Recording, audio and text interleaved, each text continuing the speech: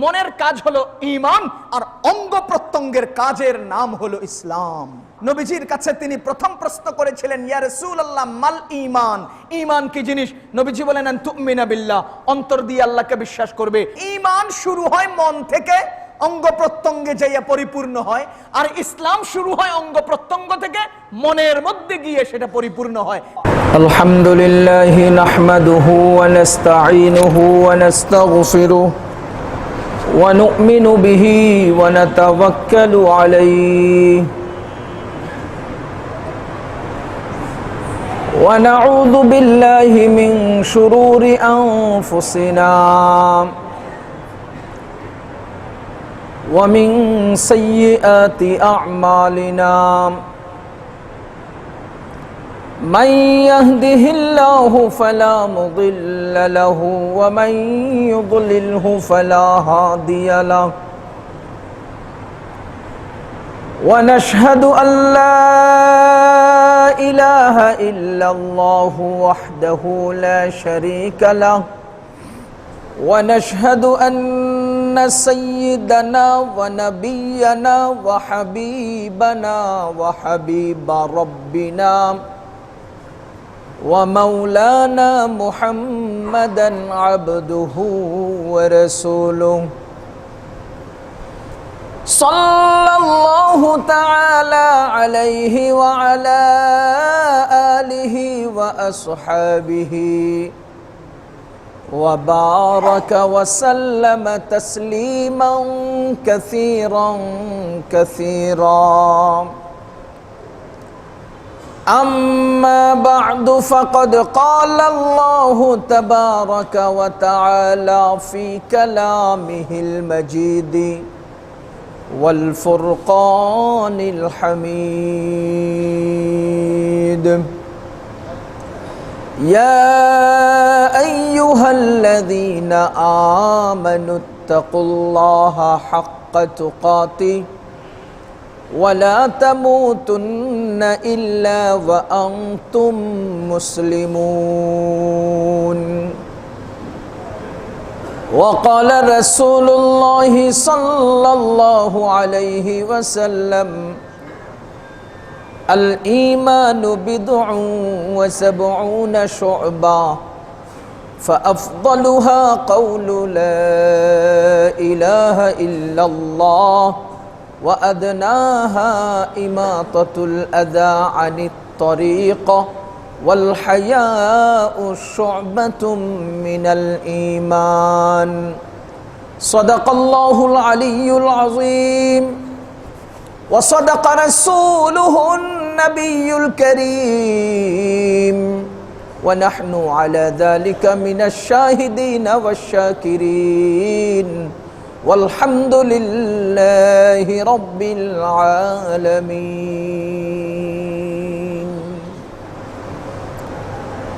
हर लहज़ा है मोमिन की नई शान नई आम हर लहज़ा है मोमिन की नई शान नई आम गुफ्तार में किरदार में अल्लाह की बुरहान क़हारी गफ़्फ़ारी क़ुद्दूसी जबरूत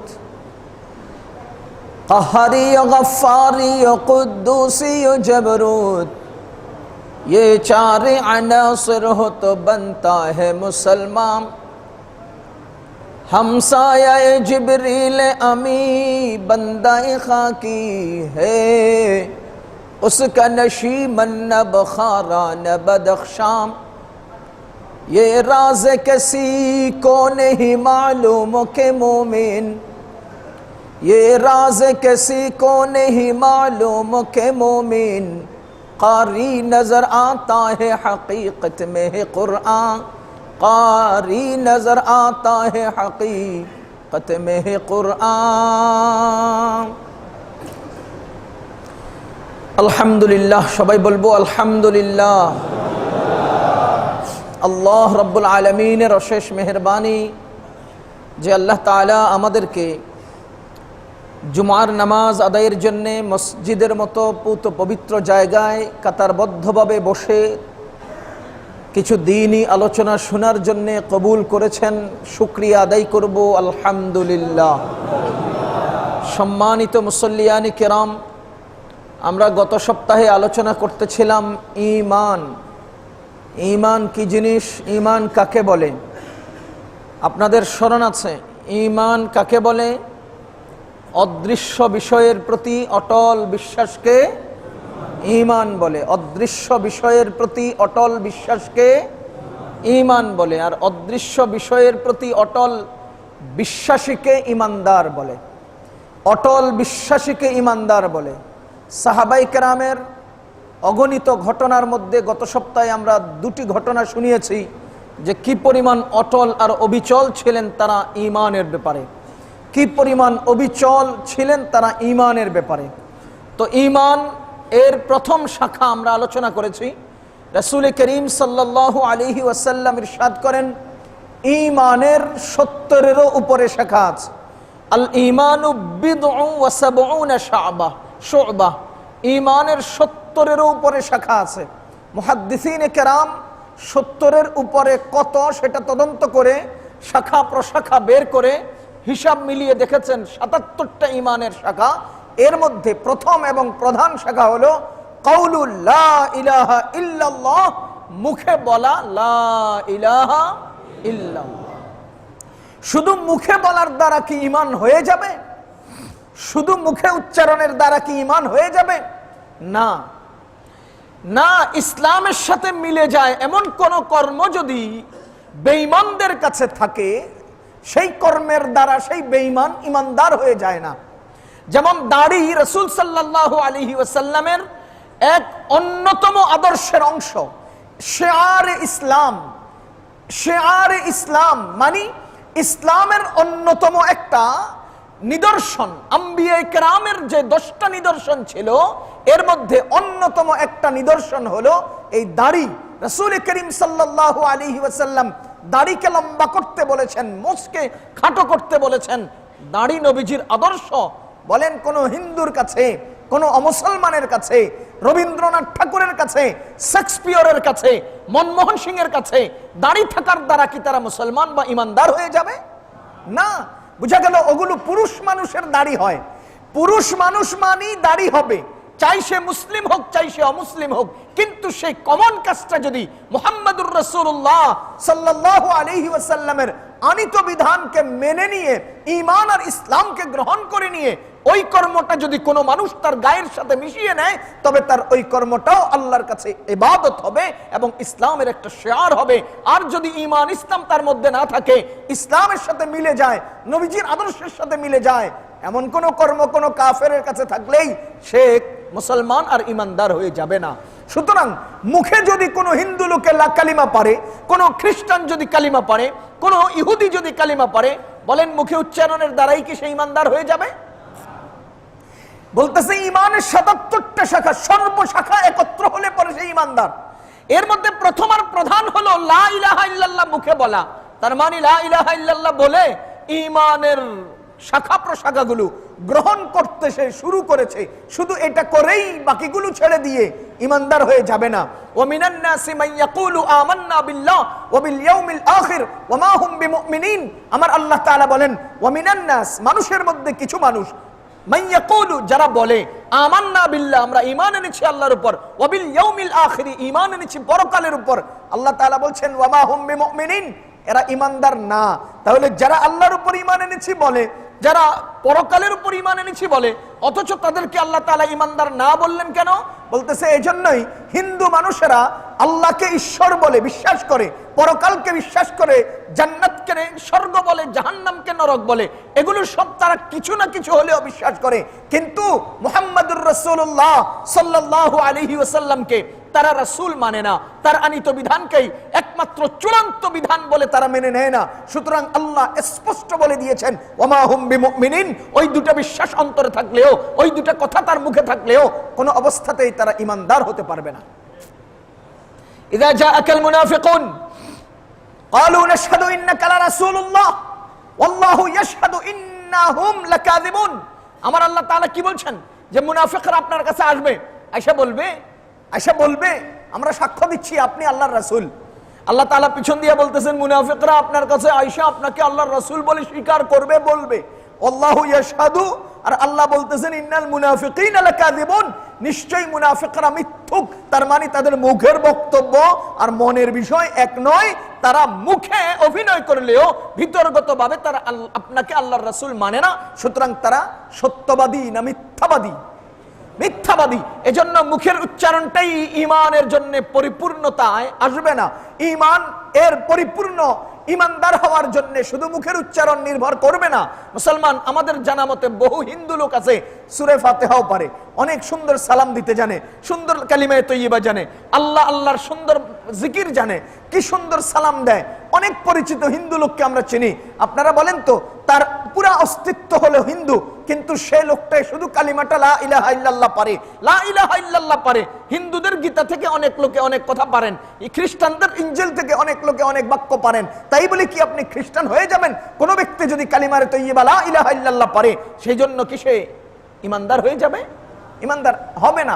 সুতরাং বলার উদ্দেশ্য হলো শুধুমাত্র মুখে উচ্চারণের দ্বারাই কোনো ব্যক্তি ইমানদার হবে না। হ্যাঁ, ইমানদার হওয়ার জন্য প্রথমে মুখের ইকরার লাগবে। যেমন আরো সহজ উদাহরণ দিলে বুঝবেন, নামাজ পড়ার জন্য ওযু লাগে কিনা? নামাজ আদায়ের জন্য ওযু লাগে কিনা? বলেন তো, ওযু করলেই নামাজ পড়া লাগে? বুঝেন নাই? ওযু করলেই নামাজ পড়তে হবে এমন কোন বাধ্যবাধকতা আছে? কিন্তু নামাজ পড়তে হলে ওযু করতেই হবে। তাহলে কোন ব্যক্তি যদি কোরআন তেলাওয়াতের জন্য ওযু করে, কেউ যদি রাত্রে ঘুমানোর জন্য ওযু করে, কেউ যদি পাক পবিত্র ওযু অবস্থায় থাকার জন্য ওযু করে, ওযু করা যাবে না? কিন্তু তাই বলে কি ওযু করলেই নামাজ পড়তে হবে? কিন্তু নামাজ যদি কেউ পড়তে হয়, বলেন তো কোনো উপায় আছে ওযু ছাড়া? কোনো উপায় আছে? ঠিক তেমনি ভাবে ইমানদার হওয়ার জন্য মুখে লা ইলাহা ইল্লাল্লাহ বলতেই হবে। শুধু মুখে লা ইলাহা ইল্লাল্লাহ বললেই ইমানদার হয়ে যাবে না। আরো সহজ উদাহরণ দিলে বুঝবেন, সমস্ত মানুষেরা প্রাণী, সমস্ত প্রাণীরা মানুষ না। সমস্ত মানুষেরা প্রাণী, কিন্তু সমস্ত প্রাণীরা, গরু, ছাগল, কুকুর, বিড়াল, ওরাও তো প্রাণী, কিন্তু তাই বলে তারা কি মানুষ? কোন মানুষটা প্রাণী না? সমস্ত মানুষ প্রাণী, কিন্তু সমস্ত প্রাণী মানুষ না। আরো সহজে বুঝবেন, সমস্ত আলেমরা হুজুর, সমস্ত হুজুর আলেম না। সমস্ত আলেমগণ হুজুর, আমাদের সমাজে আলেমদেরকে হুজুর বলে, কিন্তু দাড়িওয়ালা টুপিওয়ালা দেখলে হ্যাঁ রে হুজুর বলে। ও মিয়া, আলেম হওয়ার জন্য 12 বছর ডাইলের পানি খাওয়া লাগে, হুজুর হওয়ার জন্য 3 মাস শেভ না কইরা বড় ভাই হজ থেকে আইতে জুব্বা যেটা আনছে ওটা গায়ে দিয়া 10 টাকা দামের টুপি মাথায় দিলে হুজুর হয়ে যায়। হুজুর হইতে টাকা খরচ হয় না, হুজুর হইলে টাকা বেঁচে যায়। আলেম হতে অনেক ডাইলের পানি খাওয়া লাগে, মেহনত করা লাগে, উস্তাদের চোখরাঙ্গানির সামনে থাকতে হয়, চৌহদ্দির ভিতরে থাকতে হয়, সারাদিন কিতাব নিয়ে পড়তে হয়, ডাইলের পানি খাইতে হয়, এরপরে সে আলেম হয়।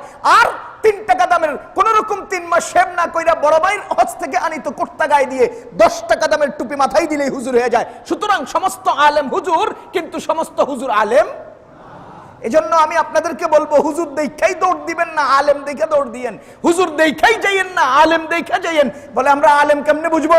ওই যে এমবিবিএস ডাক্তার ছেলের চিকিৎসার জন্য যেভাবে তালাশ করে নেন, এমনি অজুভঙ্গের কারণ জানার জন্য এমবিবিএস আলেম তালাশ করে নিয়েন। টুপি আর দাড়িওয়ালা দেখলেই দৌড় দিয়ে হেনে যাইয়েন না ভাই।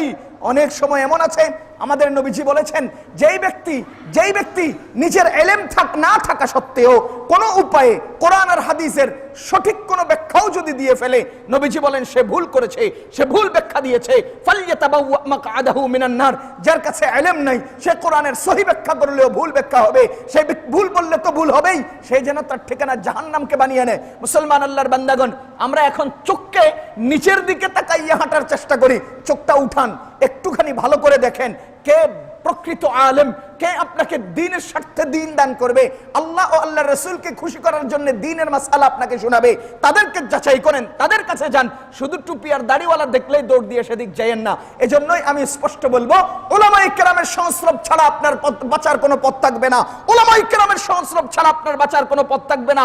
এলাকার চেয়ারম্যান হতে পারে, মেম্বার হতে পারে, এলাকার কমিশনার হতে পারে, যত শক্তিশালী হোক না কেন, যদি তিনি আলেম না হন, যত দিনদার আর দায়ী হোক না কেন, যত বড় তাবলিগী হোক না কেন, খোদার কসম আপনার শক্তি আর পাওয়ার দিয়ে মানুষদেরকে উল্টা চালাইতে পারেন, দ্বীন মানুষকে দিতে পারবেন না। দিন মানুষকে দিতে পারবেন না। দিন যদি মানুষকে দিতে হয় তাহলে আপনার প্রভাব নয়, দিন মানুষকে দিতে হলে অর্থ নয়, দিন মানুষকে দিতে হলে প্রশাসনিক ক্ষমতা নয়, দিন মানুষকে দিতে হলে দিনের ভিতরের এলেম লাগবে, এলেম লাগবে, এলেম লাগবে। এজন্য মুসলমান আল্লাহর বান্দাগণ, হুজুর নয় আলেম যাচাই করে দিন শেখার চেষ্টা করবেন, হুজুর নয় আলেম যাচাই করে দিন শেখার চেষ্টা করবেন। আমি কথাগুলো বুঝাইতে পারতেছি ভাই? প্রসঙ্গক্রমে আপনাদেরকে বলার চেষ্টা করছি। যেমনি ভাবে সমস্ত আলেমগণ হুজুর আমরা সাধারণত বলে থাকি, কিন্তু সমস্ত হুজুরগণ কি আলেম? আরো সহজ উদাহরণ দিলে আরো বুঝবেন। সমস্ত সুন্নত যা আমরা পালন করে চলি, সমস্ত সুন্নত হাদিস, সমস্ত হাদিস সুন্নত না। সমস্ত সুন্নত গুলো, কথা বলেন না, হাদিস। ওযুতে নিয়ত করা সুন্নত কিনা কোন হাদিসে আছে? কি তদন্ত করেন? ওযুতে নিয়ত করা সুন্নত কোন হাদিসে আছে? হাদিসের মধ্যে স্পষ্ট আছে। এখন আপনি বলেন তো, যেই হাদিসটা দিয়ে ওযুর সুন্নত সাব্যস্ত করলাম, সেই হাদিসটা যে হাদিস, এটা কোন হাদিসে আছে? এত সহজ কথা, মানে এত সূক্ষ্ম কথা বুঝতে একটু কষ্টই হবে। আমি এটাই বুঝাতে চাচ্ছি, সমস্ত সুন্নত হাদিস, সমস্ত হাদিস সুন্নত নয়। এজন্যই কিতাবের হাদিস, ময়দানের আমলের মধ্যে বহু হাদিস আছে এমন যা কিতাবে বর্ণিত হয়েছে, আমাদের আমলের ক্ষেত্রে নাই। মুসলমান নবীজি জীবনে একবার দাঁড়িয়ে পেশাব করেছেন, আপনাদের পেশাবখানায় দাঁড়িয়ে পেশাব করার অনুমতি আছে? নবীজি বাইতুল মাকদাসের দিকে ফিরে নামাজ পড়েছেন, বুখারী শরীফের হাদিস। আপনাদের আমলের মসজিদে বাইতুল মাকদাসের দিকে ফিরে নামাজ পড়ার কোনো আমল জানা আছে? বলেন নবীজি 4-এর অধিক বিয়ে করেছেন, এটা বুখারী শরীফ কিতাবের মধ্যে হাদিসের কিতাবে হাদিস আছে। আপনাদের আমলে, আপনাদের ময়দানে 4-এর অধিক বিয়ে করার অনুমতি আছে? তাহলে বোঝা গেল সমস্ত হাদিস উম্মতের জন্য সুন্নত না। সমস্ত সুন্নত হাদিসের মধ্যে অবশ্যই পাওয়া যায়। এজন্য সকল হাদিস সুন্নত, সকল সুন্নত হাদিস, সকল সুন্নত হাদিস, কিন্তু সকল হাদিস সুন্নত নয়। এজন্যই নবীজি বলেন, আলাইকুম বিসুন্নতি, তোমরা আমার সুন্নতকে আঁকড়ে ধরো, সুন্নতকে আঁকড়ে ধরো। হাদিসকে আঁকড়ে ধরতে লাগলে তখন যদি নবীজি দাঁড়িয়ে পেশাব করেন, সব উম্মতে দাঁড়িয়ে পেশাব করবে, তো পুরুষও করবে, নারীও করবে, তো বিপদটা কোন পর্যায়ে গিয়ে দাঁড়াবে আপনি সহজভাবে বুঝেন। এজন্যই সব হাদিসকে গ্রহণ করতে গেলে পুরুষে দাঁড়াইয়া পেশাব করলে মানা যাবে, নারী পেশাব করতে গেলে যে গায়ে গায়ে হবে, তখন আপনি হাদিসকে কিভাবে পালন করবেন? এজন্য মুসলমান হাদিসের কিতাবে অনেক হাদিস এমন আছে যেটা হাদিস হিসেবে রয়েছে, উম্মতের জন্য সুন্নত হিসেবে আসে নাই। আল্লাহ তাআলা আমাদেরকে সহিহ বুঝ দান করুন। তো আমি কি বলতে চাইছিলাম, মুখে উচ্চারণ করার দ্বারাই সে ব্যক্তি ঈমানদার হয়ে যাবে। আমার কথা বুঝতেছেন? মুখে উচ্চারণের দ্বারাই সে ঈমানদার হয়ে যাবে না, কিন্তু ঈমানদার হওয়ার জন্য মুখে উচ্চারণ করতে হবে। এখন প্রশ্ন হলো, যদি কোনো বোবা মানুষ সে মুখে উচ্চারণ করতে না পারে, যদি কারো মুখে উচ্চারণ আসেই না, তখন দেখেন এখানে একটা কথা মনে রাখবেন, পৃথিবীর বুকে যত মূলনীতি আছে, সমস্ত মূলনীতি হলো কমন সিস্টেমের জন্য। কমন সিস্টেমের জন্য মূলনীতি নির্ধারণ করা হয়। ব্যক্তি বিশেষ 2-4 জনের যদি বিপরীত কোনো সিস্টেম থাকে, তখন সেটার ব্যাপারে আলাদা মাসআলা। কিন্তু কমন ভাবে মানুষ সবাই মুখে কথা বলতে পারে, মুখে উচ্চারণ করতে পারে। এজন্যই এখানে বলা হচ্ছে ফাআফদালুহা কাউলু লা ইলাহা ইল্লাল্লাহ, মুখে উচ্চারণ করতে হবে লা ইলাহা ইল্লাল্লাহ। যদি কোনো ব্যক্তি মুখে উচ্চারণ করতে না পারে, তাহলে সেই ব্যক্তির কানে যদি শুনে, তাকে জিজ্ঞেস করবেন, লা ইলাহা ইল্লাল্লাহ এই কথাটা তুমি বিশ্বাস করো? জি বিশ্বাস করি। জিজ্ঞেস করছে আল্লাহ কোন দিক থেকে? তো হ্যাঁ, হাত উঠাইছে উপরের দিকে। আমাদের নবীজি বলছেন হ্যাঁ, ঈমানদার হয়ে গেছে। বলেন তো, মূল নীতিটা কি 1-2 জনের জন্য না সবার জন্য? আর 1-2 জনের জন্য আলাদা সিস্টেম, 1-2 জনের জন্য আলাদা ব্যবস্থা। সুতরাং মূল নীতি বর্ণনা করা হচ্ছে, মুখে উচ্চারণের দ্বারাই সে ঈমানদার হয়ে যাবে, অন্তরে বিশ্বাস করতে হবে। অন্তরে কেন? এজন্য যে ঈমান অন্তরের কাজ। ঈমান কিসের কাজ? বলেন ঈমান কিসের কাজ? আপনারা জানেন হাদিসে জিবরাইল সম্পর্কে, হযরতে ওমর ইবনুল খাত্তাব রাদিয়াল্লাহু তাআলা রাসূলুল্লাহ সাল্লাল্লাহু আলাইহি ওয়াসাল্লামের আশপাশে সাহাবায়ে কেরাম বসা ছিলেন। ওমর রাদিয়াল্লাহু তাআলা আনহু বলেন, একদিন মসজিদে নববীতে একজন অপরিচিত লোক প্রবেশ করলেন। আমরা কেউ তারে চিনি না, কিন্তু বাপখানা এমন, গায়ের পোশাক এত দবদবে সাদা, মাথার চুলগুলি এমন কুচকুচে কালো, ভাবসাব মনে হয় যেন সে নিকটতম কোনো প্রাইভেট কার থেকে নামছে, অথবা নিকটতম কোনো জায়গা থেকে আসছে। যদি সে অনেক দূর থেকে আসতো তো কাপড় চোপড় একটুখানি আবর্জনাময় হতো, অগোছালো হতো, অসুন্দর দেখাতো। কিন্তু যদি কাছে থেকে আসতো তাহলে আমরা তাকে চিনতাম। ভাবসাবে মনে হয় কাছে থেকে আসছে, চিনি না এই জন্য মনে হয় দূর থেকে আসছে। কথা বুঝতেছেন নি? ওমর রাদিয়াল্লাহু তাআলা আনহু বর্ণনা দিচ্ছেন যে লোকটাকে আমরা কেউ চিনি না, মনে হলো বহু দূরের, আবার ভাবসাবে মনে হলো নিকটের, কোথাও থেকে আসছে। আয়েশা কি করছে? নবীজির হাঁটুর সাথে নিজের দুটো হাঁটু মিলিয়ে বসছেন। নবীজির হাঁটুর সাথে নিজের দুটো হাঁটু মিলিয়ে একেবারে আত্তাহিয়াতুর সূরতে বসছেন। ওয়া ওয়াদাআ কাফাইহি আলা ফাখিজাইহি, তার দুটো হাতকে রানের উপরে রেখেছেন। ফাখিজাইহি বলে কেউ কেউ বলেছেন তার নিজের রানের উপর রেখেছেন, আবার কোন কোন মুহাদ্দিসিন বলেছেন নবীজির রানের উপরে রেখেছেন। নিজের রানের উপরে রাখুক আর নবীজির রানের উপরে রাখুক, তিনি একথা বুঝাতে চাইলেন যে দুনিয়ার সব ব্যস্ততা রেখে নবীজির হাঁটুর সাথে হাঁটু লাগিয়ে একেবারে নিকটে এসে নবীজির চেহারার দিকে এভাবে মনোযোগ সহকারে তাকিয়ে পাঁচটা জিনিস নবীজিকে জিজ্ঞেস করেছেন। কয়টা বিষয়? পাঁচটা বিষয় নবীজিকে জিজ্ঞেস করেছেন। এর মধ্যে প্রথম বিষয় ছিল, ইয়া রাসূলুল্লাহ আখবিরনি আনিল ঈমান। ইয়া রাসূলুল্লাহ, আপনি আমাকে ঈমান কাকে বলে বলুন, ঈমান কাকে বলে বলুন। আমাদের নবীজি বলেন, আন তুমিনা বিল্লাহি ওয়া মালাইকাতিহি ওয়া কুতুবিহি ওয়া রুসুলিহি ওয়াল ইয়াউমিল আখির। ঈমানে মুজমালে যেটা আমরা জানি, আমাদের নবীজি এই বিষয়গুলো সম্পর্কে বললেন। তখন সেই লোকটা বলতেছে, সাদাকতা, আপনি সত্য বলেছেন, আপনি সত্য বলেছেন। হযরতে ওমর রাদিয়াল্লাহু তাআলা আনহু বলেন, ফাআজিবনা লাহু ইয়াসআলুহু ওয়া ইউসাদ্দিকু। আরে সাধারণত মানুষ যে জানে না সে প্রশ্ন করে। আপনারা বলেন তো, জানে না বলে প্রশ্ন করে না, জানে বলে প্রশ্ন করে? জানে না বলে প্রশ্ন করে। যদিও আমাদের সমাজের মানুষ চার কারণে প্রশ্ন করে। কয় কারণে? আমি কি বলবো কি কি কারণ?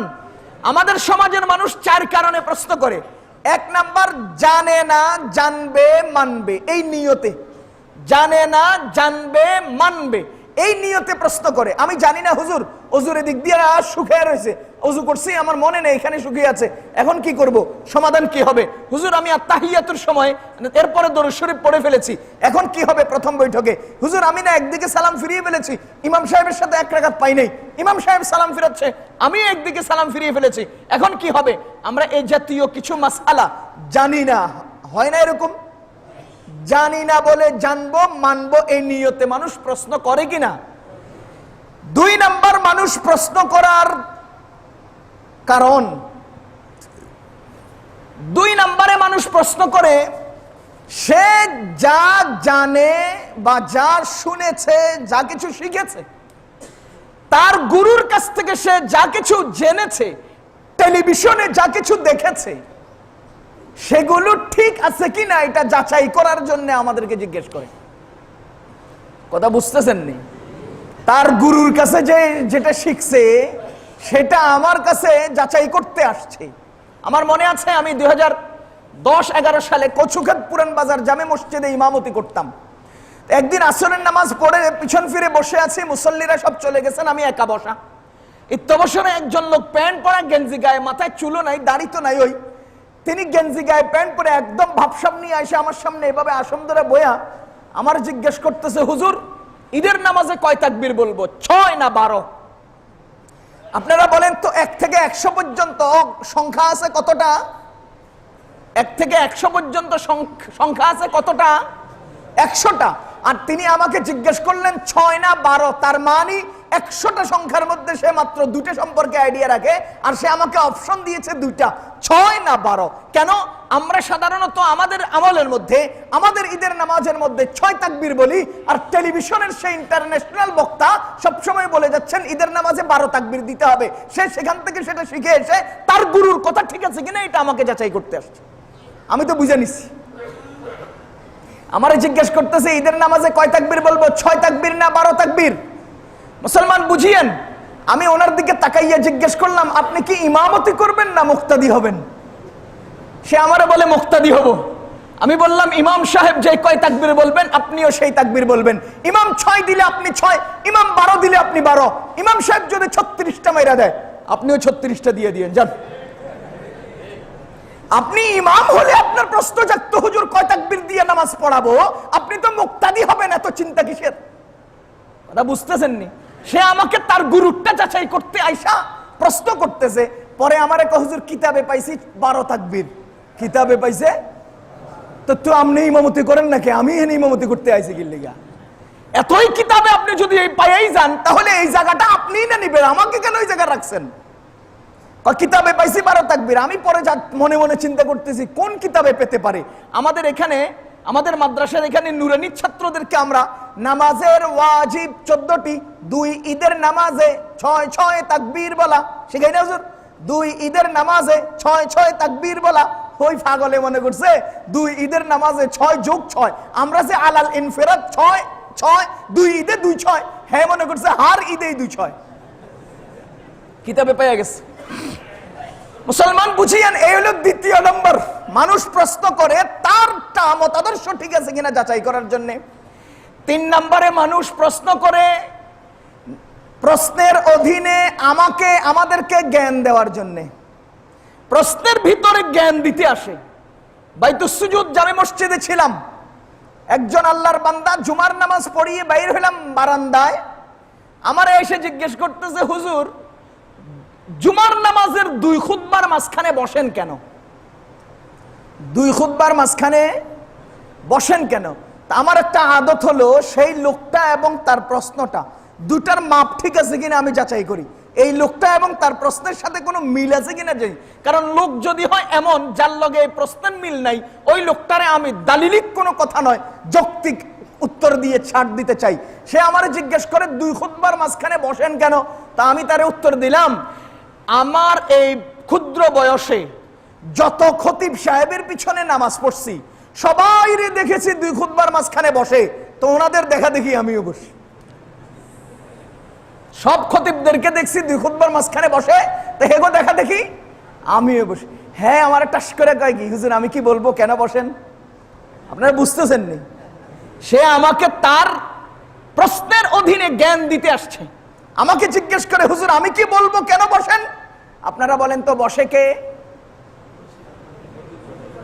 খতিব সাহেব। কারণ বলবে কে? আমি কি বলবো কেন বসেন? আমি চোখটা রাঙ্গায় বললাম না, আমি তো আপনাকে জিজ্ঞেস করিনি। পরে হ্যাঁ সরি হুজুর, বাগেন পণ্ডিতি ঝাড়তে আসছেন এখানে। আমার পরে এই দিনের ঘটনার পর থেকে ওখানে যতদিন ছিলাম লোকটাকে আমি আর দেখি নাই। যাহা হোক, 3 নাম্বার কারণ প্রশ্নের, নিজের প্রশ্নের অধীনে জ্ঞান দিতে আসে। প্রশ্ন করার 4 নাম্বার কারণ, কচুক্ষেতে আমার মনে আছে ফজলু ভাইয়ের চা দোকানের সামনে হঠাৎ করে এক আল্লাহর বান্দা এসে জিজ্ঞেস করে, হুজুর আদম আলাইহিস সালাম আর হাওয়া আলাইহিস সালামের বিয়ে হয়েছে যে অলিমা কি খাওয়াইছিল? আপনারা বলেন এটা কি কাজের প্রশ্ন না বেকার? দরকারি প্রশ্ন না অহেতুক? তাহলে বুঝা গেল সমাজের কিছু মানুষ ইমাম সাহেবদেরকে আলেমদেরকে অহেতুক প্রশ্ন করে, ইমাম সাহেবদেরকে আলেমদেরকে কাজের প্রশ্ন করে না, অহেতুক। এই লোকটা আমাকে জিজ্ঞেস করতেছে যে আদম আলাইহিস সালাম আর হাওয়া আলাইহিস সালামের বিয়ে হয়েছে যে অলিমা কি খাওয়াইছেন? আমি সাথে সাথে বললাম, ভাই ওনাদের বিয়েতে তো আমি ছিলাম না, আমি কেমনে জানি কি খাওয়াইছি। আল্লাহ তো রাসূল সাল্লাল্লাহু আলাইহি ওয়াসাল্লামের কাছে সেই লোকটা প্রশ্ন করতেছেন। হযরত ওমর রাদিয়াল্লাহু তাআলা আনহু বলেন, ফাআজিবনা লাহু ইয়াসআলুহু ওয়া ইউসাদ্দিকুহু। মানুষ সাধারণত প্রশ্ন করে না জানলে জানার জন্য, অথচ সেই লোকটা নবীজিকে জিজ্ঞেস করলেন, নবীজি উত্তর দিলেন, এরপরে সে বলতেছে সাদাক্তা, আপনি সত্য বলেছেন। আচ্ছা আপনারা বলেন তো, আমি যদি না জানি আপনাকে প্রশ্ন করলে আপনি উত্তর দিলে যদি আমি বলি যে হ্যাঁ আপনি রাইট বলেছেন, তা আপনার কাছে আপত্তি লাগবে না কি রে ভাই? এই লোকটা জানে না, আবার দেখো অসত্য বলেছেন। ওমর রাদিয়াল্লাহু তাআলা আনহু বলেন, লোকটা জানে না বলে প্রশ্ন করলো, এমনটা আমরা মনে করেছি। নবীজি উত্তর দেওয়ার পরে আবার এটাকে সাপোর্ট করলো, তো আমরা আশ্চর্যান্বিত হয়েছি। তারপরেও নবীজির সামনে কথা বলার কোনো জো নাই। যুক্তি নেই, কোনো উপায় নেই, এজন্য চুপচাপ ছিলাম। দ্বিতীয় নম্বর প্রশ্ন করেছেন, ইয়া রাসূলুল্লাহ মাল ইসলাম, ইসলাম কি জিনিস? আমাদের নবীজি বলেন, আন তুকিমাস সালাহ তুতিয়াজ যাকাত তাহুজ্জাল বাইতাইন ইসতাতা ইলাইহি সাবিলা। তিন নম্বরে প্রশ্ন করেছেন, ইয়া রাসূলুল্লাহ মাল ইহসান, ইহসান কি জিনিস? ইবাদতের পদ্ধতি কেমন হবে, জীবন চলার পদ্ধতি কেমন হবে? আমাদের নবীজি বলেন, আন তা'বুদাল্লাহা কাআন্নাকা তারাহ ফাইন লাম তাকুন তারাহু ফাইন্নাহু ইয়ারাক। তুমি এমন ভাবে ইবাদত করো, জীবন চালাও কেমন যেন তুমি আল্লাহকে দেখতে পাচ্ছ। আর যদি মনে করো যে তুমি আল্লাহকে দেখতে পাচ্ছ না, তো এই কথা অন্তরে বদ্ধমূল করে রাখো যে সার্বক্ষণিক আল্লাহ তোমাকে দেখতে পাচ্ছে। চার নাম্বার প্রশ্ন করেছেন, ইয়া রাসূলুল্লাহ মাতা সাআ, কিয়ামত কবে হবে? আমাদের নবীজি বলেন, মাল মাসউলু আনহা বিআলামা মিনাস সাইল। আমিও কানা, ভাইও চোখে দেখে না, তুমিও জানো না, আমিও জানি না। ইন্নাল্লাহা ইনদাহু ইলমুস সাআ, কিয়ামতের ইলম কার? এরপরে ওই লোকটা জিজ্ঞেস করতেছেন, আচ্ছা আপনি যদি কিয়ামতের বিষয় না জানেন তাহলে ওয়ামা আমারাতুহা, তো কিয়ামতের কিছু আলামত বলেন তো। তো আমাদের নবীজি বলেন, আন তালিদাল আমাতু রাব্বাতাহা ওয়া আন তারাল হুফাতাল উরাতাল আলাতা রিয়াশা ইয়াতাতাওয়ালুনা ফিল বুনিয়ান। জাগো পায়ে জুতা ছিল না, পরনে লুঙ্গি ছিল না, গায়ে গেঞ্জি ছিল না, দেখবা হেরা মিরপুর এলাকায় বিশাল বিশাল বিল্ডিং বানানোর প্রতিযোগিতা করবে। হয় 5 তলা, আমি 7 তলা, হয় লন্ডনী, আমি আমেরিকান, হয় ওই কালার, আমি আরো উন্নত কালার। এইভাবে যাদের পায়ে লুঙ্গি, পায়ে জুতা, যারা ছাগল চড়াইতো, যারা রাস্তার কুলে মাটি কাটতো, এরাই এখন বিশাল বিশাল বিল্ডিং বানানোর প্রতিযোগিতা লাগিয়েছে। আমাদের নবীজি বলেন, এই সমস্ত আলামতগুলো যখন দেখবা তখন দেখবা যে কিয়ামত হবে। পরের দিন, ওই দিনের ঘটনা শেষ, পরের দিন ওমর রাদিয়াল্লাহু তাআলার সাথে সকালবেলা নবীজির দেখা। আমাদের নবীজি জিজ্ঞেস করেন, ওমর কালকে যে লোকটা আসছিল তুমি কি তাকে চিনছো? ওমর রাদিয়াল্লাহু তাআলা বলেন, ইয়া রাসূলুল্লাহ আল্লাহু ওয়া রাসূলুহু আলাম, আমি চিনি আর না চিনি আমি বলতে পারবো না, আল্লাহ আর আল্লাহর রাসূলই ভালো জানেন। কে সে?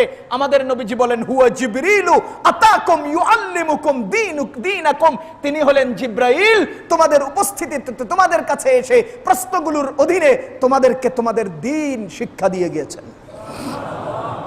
তিনি কে ছিলেন বলেন তো? এই আলোচনাটা হচ্ছিল কার কার মাঝে? নবীজির এবং জিবরিল আলাইহিস সালাতু ওয়াস সালামের মাঝে।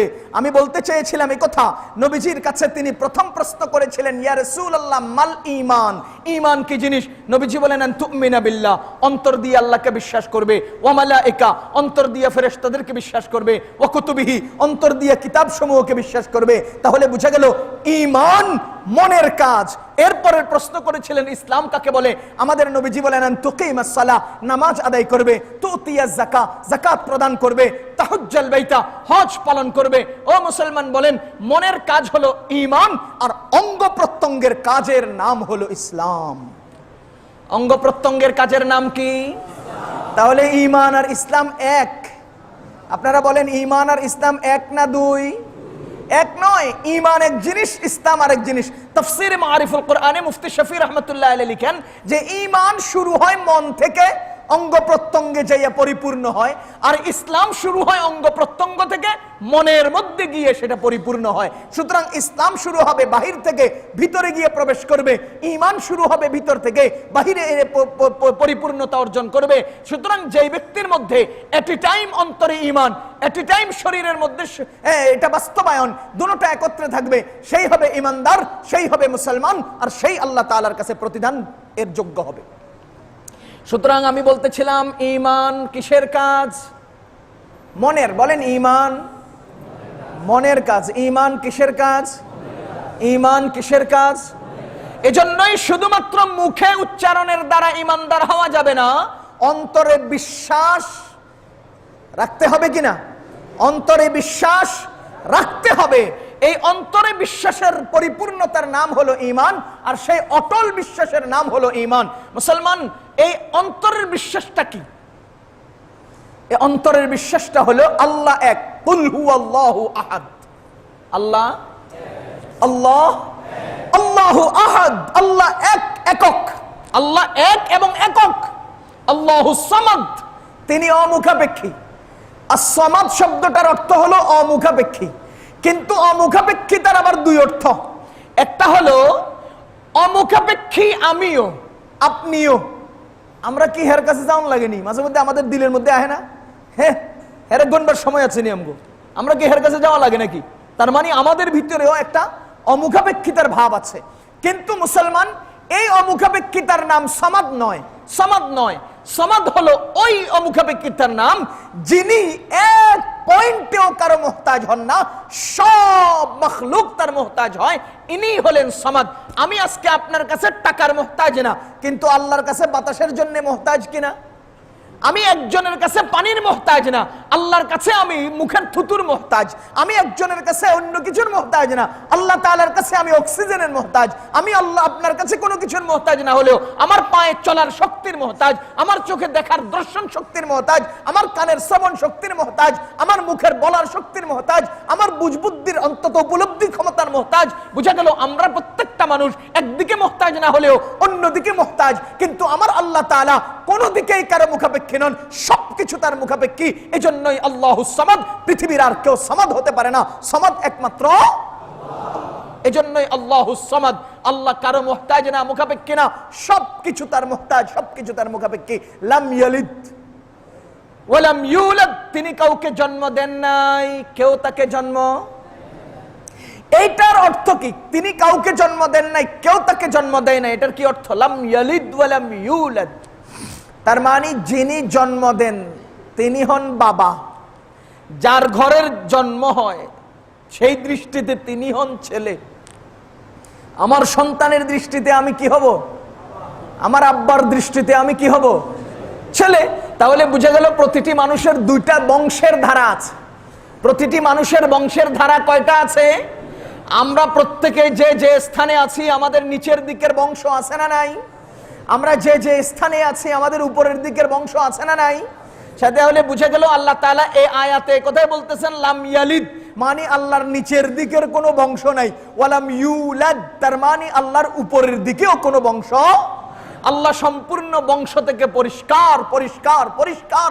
সুবহানাল্লাহি আম্মা ইউশরিকুন, আল্লাহর সাথে তারা যা শিরক করে এটার থেকে আল্লাহ পরিপূর্ণ পবিত্র।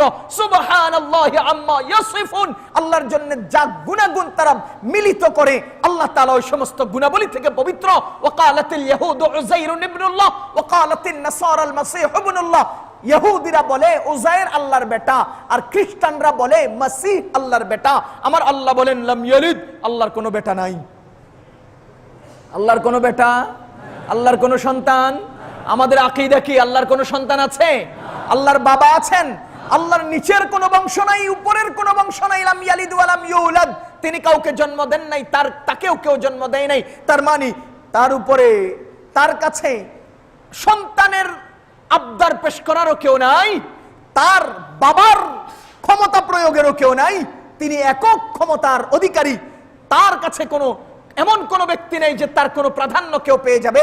মুসলমান সমস্ত বান্দা আল্লাহর সমান, সমস্ত বান্দা আল্লাহর সমান, সমান, সমস্ত বান্দা আল্লাহর সমান, আল্লাহর সমান বান্দা সবাই। কিন্তু আমলের দৃষ্টিতে আল্লাহ তাআলার প্রিয় পাত্র হওয়ার বিষয়টা পরে। জন্মগত দৃষ্টিতে, সৃষ্টিগত দৃষ্টিতে সমস্ত বান্দা আল্লাহ তাআলার কাছে সমান হক রাখে। ও আল্লাহর বান্দাগণ, এই জন্যই বলেন ওয়া ইযা সাআলাকা ইবাদি আন্নী ফাইন্নী করিব, যখন বান্দা আমার কথা জিজ্ঞেস করবে আমি কোথায়, আপনি বলে দিন আমি কাছে, আমি কাছে।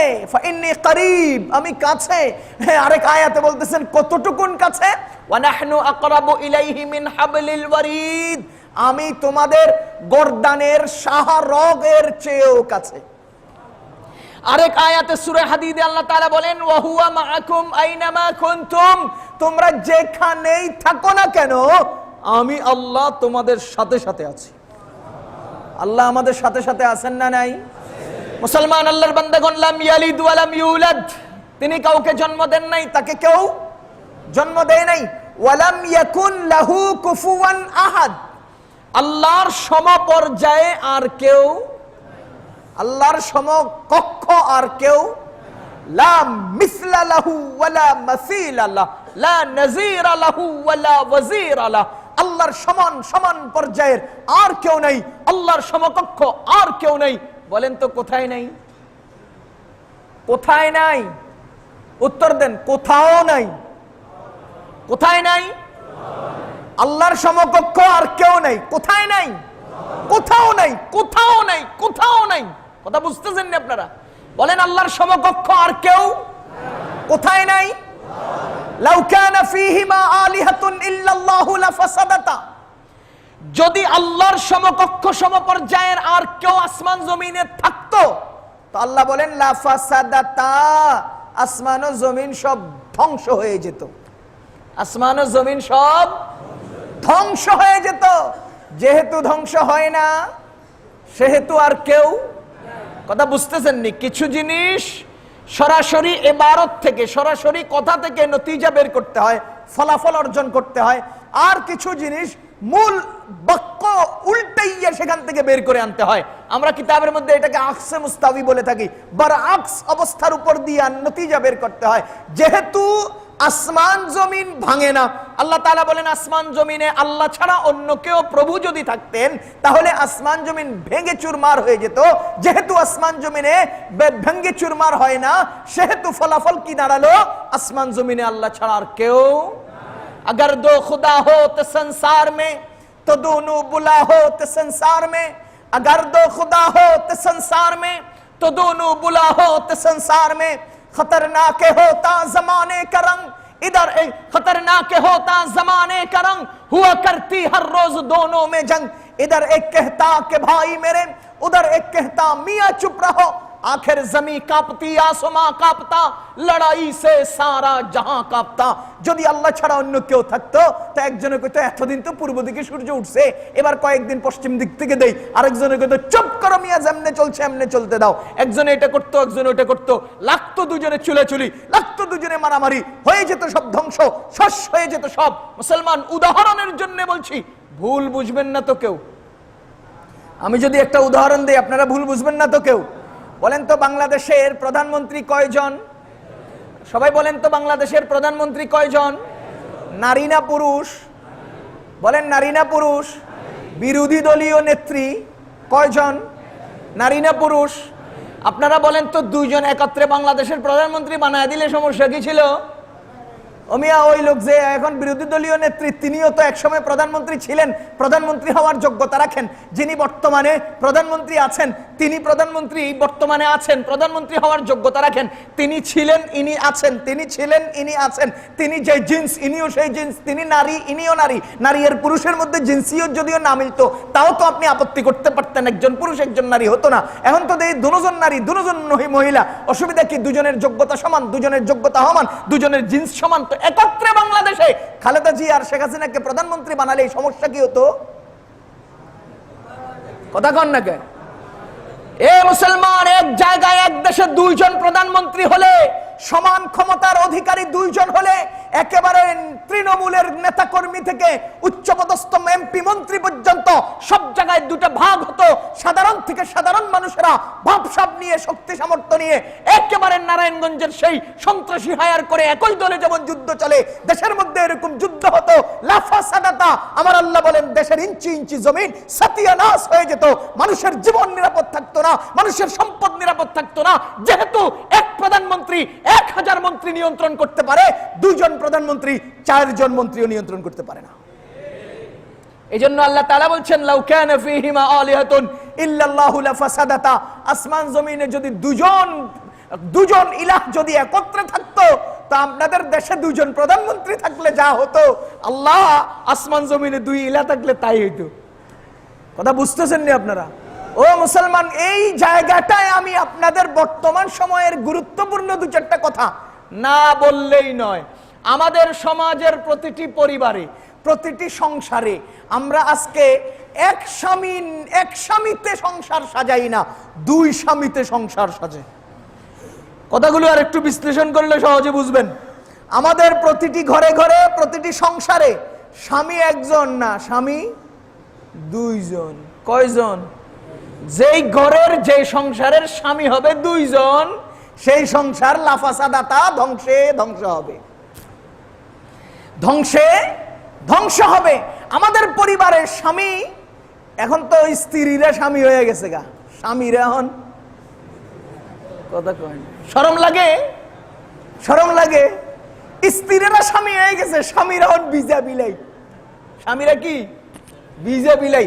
আমাদের নবীজি বলেন, কথা শুনেন, হযরত আবু হুরায়রা রাদিয়াল্লাহু তাআলা আনহু থেকে বর্ণিত, নবীজি বলেন ইযা কানা উমারাউকুম খিয়ারুকুম ওয়া আগনিয়াউকুম সামাহাউকুম ওয়া উমুরুকুম শুরা বাইনাকুম ফাযহারুল আরদি খায়রুম মিন বাতানিহা। নবীজি বলেন তোমাদের সমাজে তিনটা জিনিস যখন চালু থাকবে তখন সমাজের পিঠ তোমাদের জন্য সমাজের পেটের চেয়ে নিরাপদ থাকবে। সমাজ না, মাটির পিঠ মাটির পেটের চেয়ে নিরাপদ। আর যখন তোমাদের সমাজের তিনটা জিনিস চালু হয়ে যাবে তখন তোমাদের জমিনের পিঠ থেকে জমিনের পেট নিরাপদ। এটা আরো সহজে বিশ্লেষণ করতেছি। ইযা কানা উমারাউকুম খিয়ারুকুম, সমাজের নেতারা যদি ভালোরা হয়, ভালোরা যদি নেতা হয়, নেতারা যদি ভালোরা হয়, ভালোরা যদি নেতা হয়, তাহলে এক নাম্বার। কিন্তু দুঃখজনক সত্য হলো আজকে সম্মানিত লোকেরা নিজের সম্মান বাঁচানোর জন্য ঘরের কোণে বসে কাঁদে, আর অসম্মানী অথর্ব নিকৃষ্ট মানুষেরাই সমাজে বুক ফুলাইয়া চলে। কথা বুঝতেছেন নি আপনি? ও মুসলমান, সমাজের নেতা বানানোর সময় ট্রাকের ড্রাইভারের মতো আপনারা আল্লাহর বাস্তে কারো গায়ে লেগে গেলে আমারে মাফ করে দিয়েন। সমাজের নেতা নির্বাচনের ক্ষেত্রে ট্রাকের ড্রাইভার নির্বাচনের নীতি অবলম্বন করা হয়। কেমন? ট্রাক একটা কিনছি, এখন ড্রাইভার লাগবো। তো ড্রাইভার আইসি আর কয়টা মারছত? কয় না স্যার একটাও মারি নেই। কয় তুই সর। কয়টা মারছত? কয় না স্যার তেমন মারি নেই, দুই একবার লাগাইছি। কয় দাঁড়া, তুই কয়টা মারছত? কয় আমি 5টা মারছি, 5টা ভাঙছি, এরপর নেমে বেগে গেছি। তোরে দিয়ে আমার ট্রাকের ড্রাইভারই হবো, যে অ্যাক্সিডেন্ট করে নাই এ পর্যন্ত। হ্যাঁ, কি ড্রাইভারি করবো? আমগো সমাজের নেতা নির্বাচনের সময় জিগায় কয়টা পারস? কয় আমি পকেটে দুইটা, দুই হাতে দুইটা একাত্রে চালাইতে জানি। তোরে দিয়ে এই নেতাগিরি। স্যার আমি একেবারে নিরিবিলি তসবিটা নি, আমি একেবারে আল্লাহ বিল্লাহ করি না, তোর মতো লোক দিয়ে আবার নেতাগিরি চলবো না। একেবারে অবিকল এই জায়গার মধ্যে সমাজপতি এমন জায়গায় গিয়ে দাঁড়িয়েছে, মুসলমান সম্মানিতরা ঘরের কোনায় সম্মান বাঁচানোর জন্য কাঁদে, আর অসম্মানী লোকেরাই সমাজে আজকে নেতাগিরি করে। আমাদের নবীজি বলেন ইদা কানা উমারাউকুম খিয়ারুকুম, সমাজপতিরা যদি ভালো হয়, ওয়া আগনিয়াউকুম সামাহাউকুম, আর সমাজের ধনী লোকেরা যদি দানশীল হয়। ধনী লোকেরা কি হয়? দানশীল হয়, দানবীর হয়। আমার মনে আছে এই সিএমএচ এর ওইদিকে অনেক আগের কথা, এক আল্লাহর বান্দা ফকিরকে 15 টাকা দিচ্ছে। কত টাকা? 5 টাকার 3টা নোট। টাস খেলে না টাস, আপনারা এইভাবে ছড়াইয়া এমনি টাস খেলেন যে, ওই বেটায় 5 টাকার 3টা নোটকে এইভাবে মেলে ধরে ওই লোকের হাদিয়া দিচ্ছে। আমরা এ কথা বুঝার জন্য যে যেহেতু 3টা নোটকে একত্র করলে পাবলিক মনে করবো 5 টাকা দেয়, মেললে দিছি তো হ্যাঁ বুঝবো আমি অনেক বড় দানবীর, মানে 15 টাকা দিয়ে দিছি। এ কথা ভাবসাব নিবার লেগে একদম এভাবে টাসার মতো মেলে তারপরে হের সামনে দিতেছে আমি 15 টাকা দিছি, তোরা আবার ফার্স্টে মনে করিস না। ও মুসলমান, সহজ সরল কথা। আজকের ধনী লোকেরা এক জায়গায় গভীর গর্ত ভরাট করে মহা অট্টালিকা নির্মাণ করছে, অথচ তার পাশের প্রতিবেশী মানুষটা খাবারের অভাবে, কাপড়ের অভাবে গায়ে কেরোসিন ঢেলে আত্মহত্যা করছে। এই পুঁজিবাদী বড় লোকদের কারণেই, পুঁজিবাদী মানুষদের নিজের সম্পদকে নিজেরা কক্ষিগত করে রাখার কারণেই সমাজের মধ্যে এই দুর্দশা, দুর্গতি আর মানুষের এহেন দুর্বিষহ পরিস্থিতি। ও আল্লাহর বান্দাগণ, এজন্যই যাকাত বিধান যদি তোমরা পালন করো আর ধনী লোকেরা যদি দানবীর হয়ে যাও, তাহলে এই সমাজ আগের মতো শান্তি নাজিল হতে থাকবে। তো আমাদের নবীজি বলেন ওয়াইদা কানা উমারাউকুম ওয়াইদা কানা আগনিয়াউকুম সামাহাউকুম, ধনীরা যদি দানশীল হয়, ওয়া উমুরুকুম শুরা বাইনাকুম, তোমাদের কার্যক্রম, তোমাদের কাজকর্ম যদি পারস্পরিক পরামর্শের মাধ্যমে হয়, তখন নবীজি বলেন ফাযহারুল আরদ, যহর মানে পিঠ, ফাযহারুল আরদি খায়রুম মিন বাতানিহা, বাতান মানে পেট। কারণ জমিনের পিঠ জমিনের পেটের চেয়ে নিরাপদ, পেটের চেয়ে ভালো। আপনারা বলেন তো পেটের ভিতরে কারা যায়? মরারা যায়। বলেন না, পেটের ভিতরে কারা যায়? মরে যাওয়ার পরে লাশেরা যায়। পিঠের উপরে কারা থাকে? জীবিত মানুষেরা। নবীজি এই কথা ইঙ্গিত দিচ্ছেন ফাযহারুল আরদ মানে তোমরা বেঁচে থাকা, ফাবাতানুল আরদ পেটের চেয়ে বেশি নিরাপদ মানে তোমরা বেঁচে থাকা মরে যাওয়ার চেয়ে ভালো। পক্ষান্তরে ওয়াইদা কানা উমারাউকুম শিরারুকুম, আর যদি সমাজপতিরা খারাপ হয়, খারাপ প্রায় সমাজপতি হয়, ওয়া উমুরুকুম ওয়া আগনিয়াউকুম বুখালাউকুম, আর তোমাদের বড় লোকরা ধনীরা যদি বখিল হয়ে যায়, কৃপণ হয়ে যায়, কঞ্জুস হয়ে যায়, ওয়া উমুরুকুম ইলা নিসাইকুম, আর যদি তোমাদের কাজকর্ম মহিলাদের হাতে চলে যায়, ফাবাতানুল আরদি খায়রুম মিন যহরিহা, তখন তোমাদের বাচ্চা থাকার চেয়ে মইরা যাওয়া ভালো। নবীজি কি কোন? ইদা কানা উমারাউকুম শিরারুকুম, যদি সমাজের নেতারা খারাপরা হয়, ওয়া আগনিয়াউকুম বুখালাউকুম, ধনীরা সব কৃপণ হয়ে যায়। ওয়া উমুরুকুম ইলা নিসাইকুম, তোমাদের কাজকর্ম মহিলাদের হাতে চলে যায়। ফাবাতানুল আরদি খায়রুম মিন যহরিহা, তখন তোমাদের পেট মানে জমিনের পেট অর্থাৎ তোমরা মরে যাওয়া, মিন যহরিহা তোমাদের বেঁচে থাকার চেয়ে উত্তম। ও মুসলমান, আমি যে পয়েন্টটা এখানে বলতে চাইছিলাম, আজকে আমাদের সমাজের কার্যক্রম কাজকর্ম মহিলাদের কাছে এই পরিমাণ গেছে, প্রধানমন্ত্রী থেকে স্পিকার থেকে শুরু করে ঘরে বাইকুন আনমু না আলু আনমু হেডাও মহিলা কোন লাগে, আমার এখতিয়ারে কিছু চলে না, সব মহিলাদের হাতে চলে গেছে। বলেন কথা ঠিক কিনা? জোরে বলেন ঠিক কিনা? রাসূল করিম সাল্লাল্লাহু আলাইহি ওয়াসাল্লামের জামানায় সাহাবিয়ে রাসূল নবীজি দেখতে গেলেন। নবীজি তার বাসা থেকে বেরিয়ে যাচ্ছেন, অবসরে হঠাৎ করে এক গুজব ছড়িয়ে পড়েছে যে ইহুদিরা নবীজির উপর আক্রমণ দিচ্ছে বা কোনো একটা পরিস্থিতির শিকার করছেন। তখন ওই সাহাবী নিজের তরবারি হাতে নিয়ে বেরিয়ে গেছেন নবীজির সহযোগিতায় নবীজির দিকে। আর যখন নবীজি দেখতে পেলেন যে নবীজি নিরাপদে মসজিদে নববীতে চলে গেছেন, সেই সাহাবী আর নবীজির কাছ থেকে ফিরত বাসায় আসেন নাই, নবীজির কাছে সময় কাটাচ্ছেন। বিকাল বেলা ওই সাহাবী যাওয়ার সময় তরবারি দিয়ে একটা দাগ দিয়ে স্ত্রীকে বলছে, দেখো তুমি এই দাগের বাহিরে যেও না, এটাই তোমার সীমা, এতটুকুনের বাহিরে তুমি যেও না। মুসলমান আল্লাহর বান্দাগণ, স্বামী তো চলে গেছেন, ছোট্ট একটা ফুটফুটে বাচ্চা এই দাগের বাহিরে চলে গেছে, ঘর থেকে বাহিরে গিয়ে খেজুর তালাশ করে খেজুর খাবে, এমন সময় সাপ তাকে দংশন করেছে। এই দংশনে এই সাপটার বিষে আক্রান্ত হয়ে বাচ্চাটা সেখানে পড়ে মারা যাচ্ছে। মা এই দাগের সামনে এসে দাঁড়িয়ে আছে, এই বাচ্চার কাছে যায় না কেন? স্বামী নিষেধ করেছেন। একদিকে বাচ্চার পরিস্থিতি, একদিকে স্বামীর হুকুম। ও মুসলমান, কোথায় যাবেন? শেষ পর্যন্ত বাচ্চাটা সেখানে ইন্তেকাল করলেন। ওই মহিলা বাচ্চাটাকে অন্যের মাধ্যমে ঘরে আনলেন, একেবারে সাজগুজ করে ঘরের মধ্যে রেখে দিলেন, একেবারে সুন্দর করে ঘুম পাড়িয়ে রাখলেন। মুসলমান, সেই বাচ্চাটা কিন্তু ইন্তেকাল হয়েছে। স্বামী রাত্রে এসেছেন, তাকে আদর করেছেন, যত্ন করেছেন, মায়া করেছেন, মোহাব্বত করেছেন।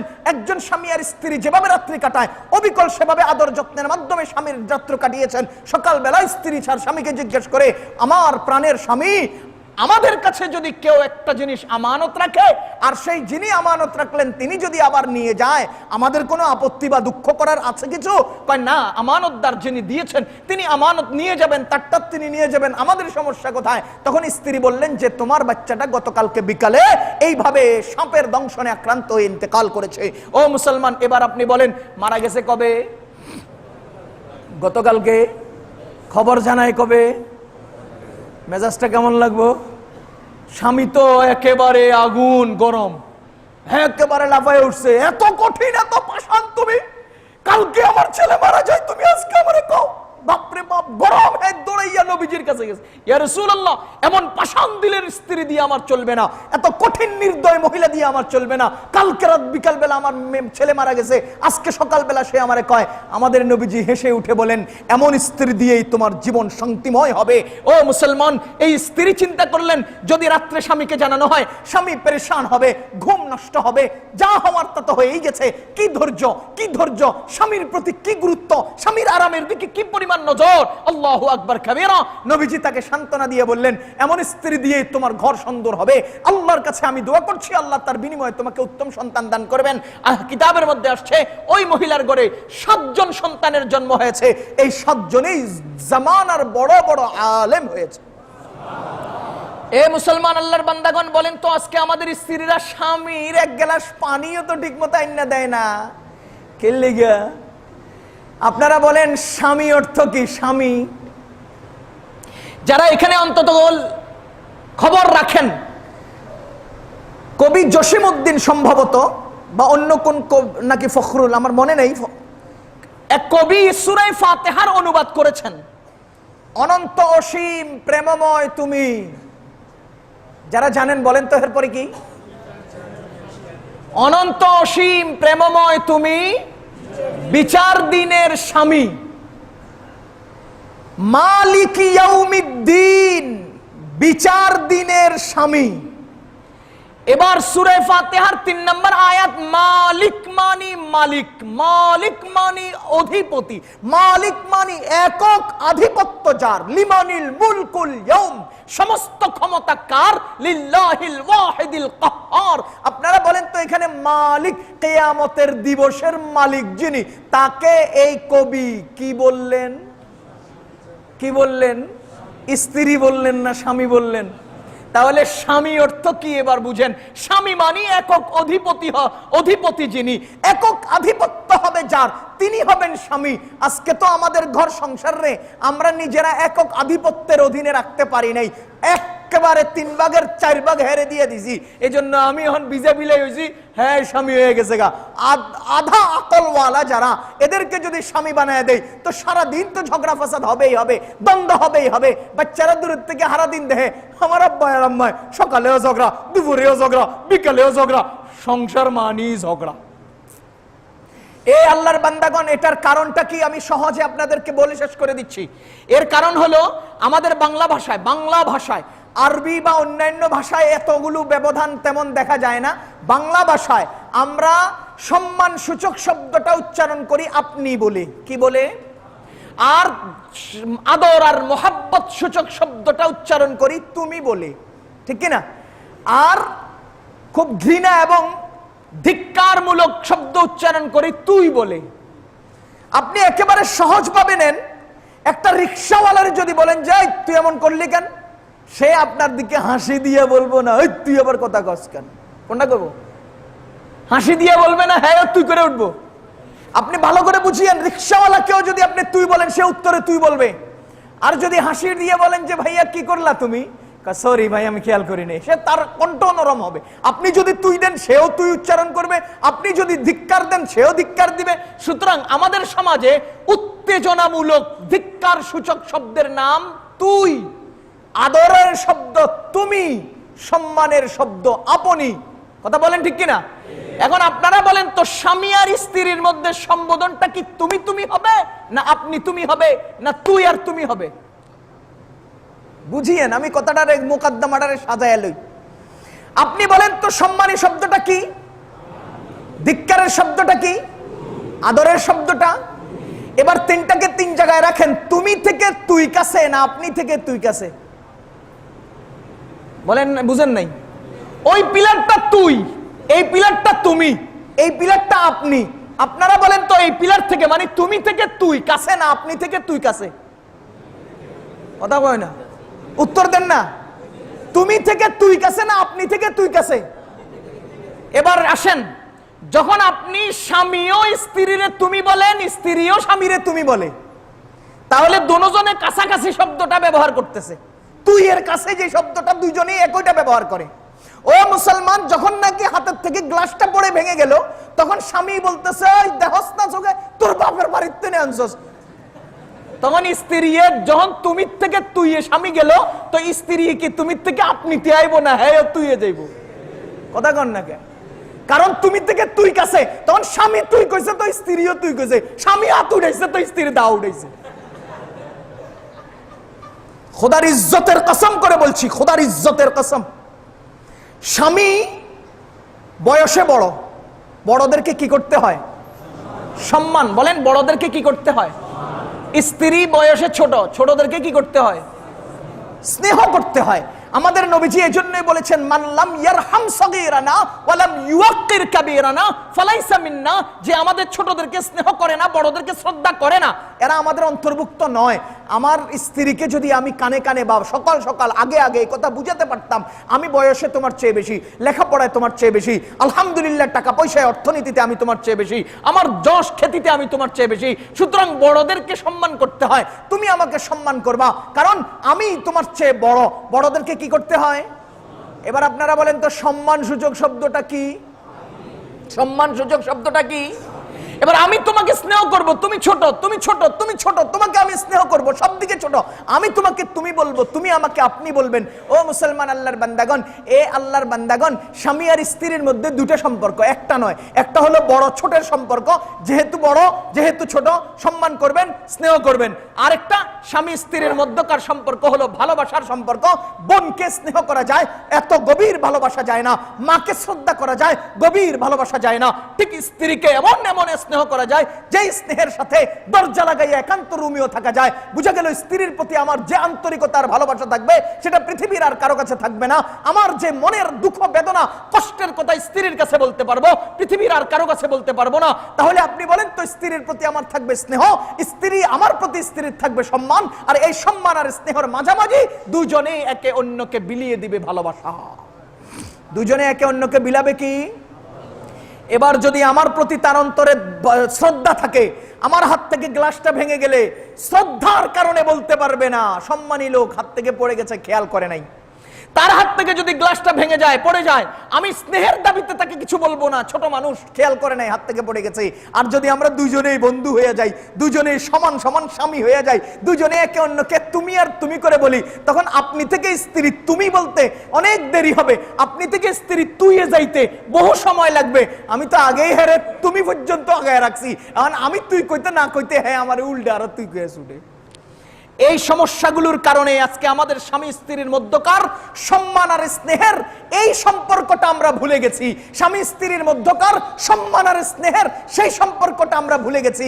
আমরা শুধু মনে করছি ভালোবাসা আর ভালোবাসা, আদর আর আদর, মহব্বত আর মহব্বত। একদিন, 2 দিন, 3 দিন, 1 বছর, 2 বছর, 3 বছর, 4 নম্বর বছর থেকে সেই ভালোবাসাও আস্তে আস্তে কইমা যায়, কইমা যায়, কইমা যায়। বিশেষ করে যে ঘরের মধ্যে টেলিভিশন আছে হেরা তো আরোই কমে যায়, কারণ নিজের বউ বাচ্চার কাপড় ধোয়, হান্ডি পরিষ্কার করে, এটা মাজে, ওটা করে, সেটা করে, কেমন জানি ময়লা কাপড় গায়ে দিয়ে থাকে। আর টেলিভিশনে যেটি থাকে এটি তো কি সুন্দর চকচকা ঝকঝকা, হেডি দেখতে দেখতে আর নিজের বউরে ভালো লাগে না। আপনাদের মনে কষ্ট গেলেও আমার কিচ্ছু করার নাই। যারা ঘরে টেলিভিশন রাখছেন হেদের ঘরের মধ্যে ঝগড়া ফাসাদ আর ফিতনা বেশি হয়। ও মুসলমান বলেন তো, আপনারা নামাজ পড়েন কোথায়? কথা বলেন না, নামাজ পড়েন কোথায়? এবার মসজিদের মধ্যে টেলিভিশন একটা লাগাইলে আপনারা মেনে নিবেন? কেন মানবেন না? ওরে কি কয় না কয় না, মসজিদের মধ্যে কেমনে টেলিভিশন থাকে? এবার বলেন তো, আপনাদের মহিলারা নামাজ পড়েন কোথায়? আরো জোরে কন।